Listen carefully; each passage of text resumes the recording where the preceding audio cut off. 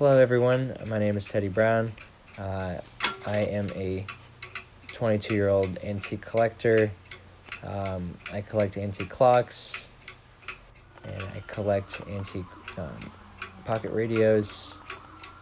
I have old tape measures.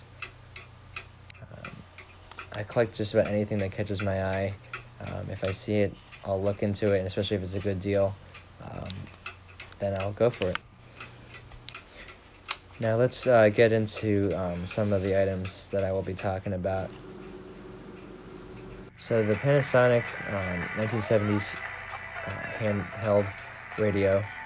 It's a nice piece. I bought it for about $40, and they typically go for about $200, especially for this condition. So they're really nice, and it's a really good piece to play with. It has a great speaker. Next, I will be talking about this vintage 1960s Silvertone radio that I purchased about a year and a half ago. It only plays AM radio, but it still is such a cool little piece. I bought it after watching 1960s films that showed transistor pocket radios, and I thought, why not get one? And it's a really nice piece. It's a little bit dinged up, but it really is a cool piece, and I definitely recommend checking it out if you want one at some point. They're just fun. And it has its own little case that you can put it back into. Next, I will be talking about my 1950s Grant tape measure, which is a really cool piece. Actually, when I bought it, I thought it was much bigger, but it's actually this mini little thing, and if you push the button, it will release it and close it back up. It's a really cool piece, and it's beautifully crafted. It's got this metal rigid sides to it that's really nice, and yeah, the craftsmanship in it is like beautiful, and it was made in the United States in the 1950s. So it's really cool, and I was just inspired by old things and thought, why not get one?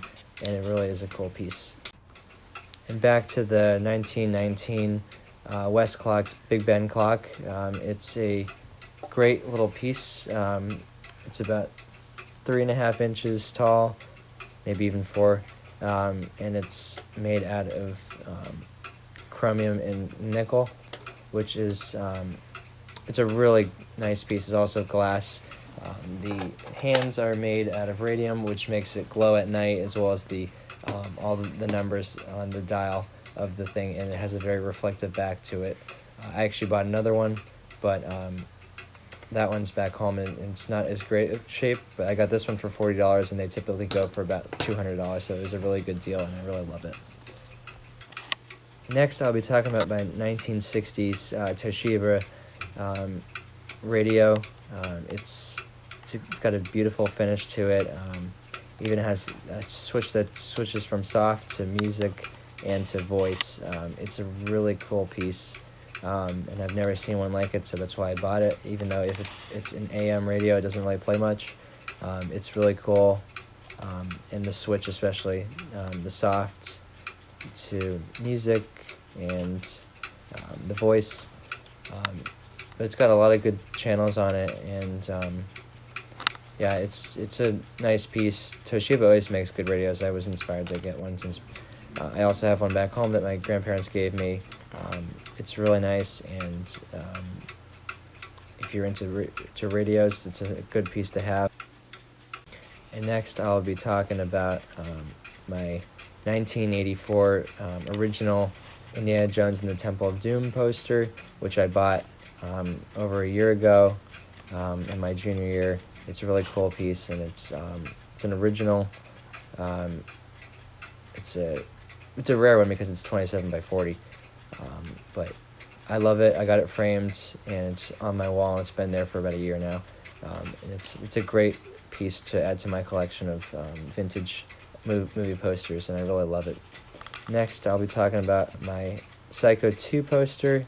It's an original poster measuring at 27 by 41. As you can see, there are some fold marks from when it was originally handled in the theater.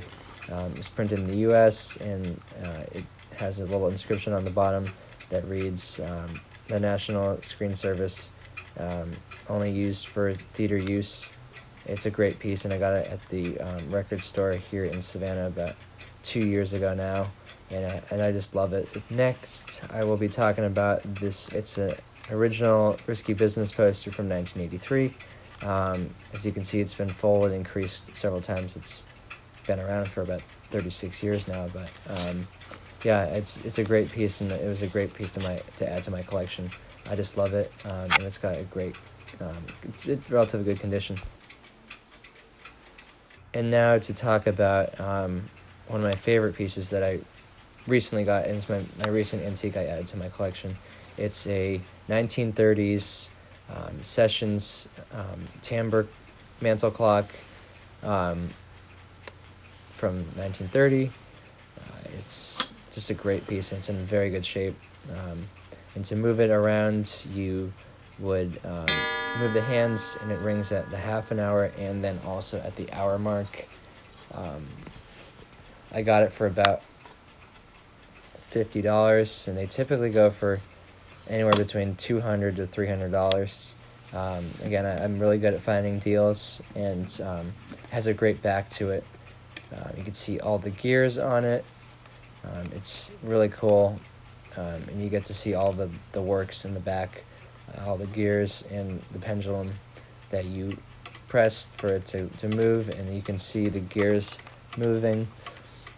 In the back, they're all made out of brass, or what I think they're brass. They could be some other material that looks that way, but yeah, it's just a great piece to add to my collection of antique clocks.